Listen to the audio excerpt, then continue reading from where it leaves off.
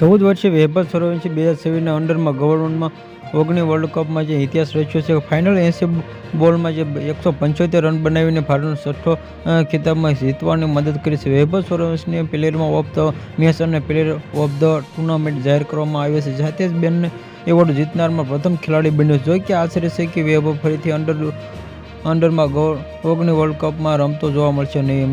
ગવર્મેન્ટમાં આ વૈભવમાં 27 માર્ચ સુધી 2011ના રોજ થયો હતો. જે 2026ના વર્લ્ડ કપ દરમિયાન તે ફક્ત 14 વર્ષનો હતો. તેમાંથી ઉંમરના આધારે 2023ના વર્લ્ડ કપ સુધી રમવા પાત્ર નહીં અને બીસીસીઆઈના આ કડક નિયમ કારણે ફરીથી ટુર્નામેન્ટ ભાગ લઈ શકશે નહીં અને બીસીસીઆઈ દ્વારા 2016માં લાગુ કરવામાં આવ્યો હતો. જે કેમ્પમાં આ નિયમ બનાવ ખાસ કરીને વધુ ઉંમર ખેલાડી સમસ્યાનો ઉકેલ માટે રજૂ કરવામાં આવ્યો હતો. જે કે ઘણા વર્ષ ભારતીય ક્રિકેટ એક મોટો પડકાર રહ્યો છે. ભૂતપૂર્વ ભારતીય કેપ્ટન રાહુલ દ્રવિડ પર 2015 ઉંમરની છેતરપિંડી એ મુખ્ય મુદ્દાનો બનાવ્યો. નિયમ અને ખેલાડીને 2 વર્લ્ડ કપની રમી ચૂક્યો હતો. જીતે રવિન્દ્ર જાડેજા 2006, 2008 અને વિજય ઝોલા 2012, 14 ખેલખાન અને ઋષિભાઈ 2014, 16 અને સૂર્યવંશી હવે જોવા મળશે નહીં. અને જો સૂર્યવંશીને સિનિયર લેવલ ધ્યાન કેન્દ્રિત કરશે તો જેમાંથી આઈપીએલ ટુર્નામેન્ટ ક્રિકેટ એમાં શ્રેષ્ઠ પ્રદર્શન કર્યું છે. 15 વર્ષનો સિનિયર ભારતીય ટીમનો ભાગ બનશે કે નહીં કે બીસીસીઆઈ ટીમનો આધારિત લઘુત્તમ ખેલાડી આંતરરાષ્ટ્રીય ક્રિકેટમાં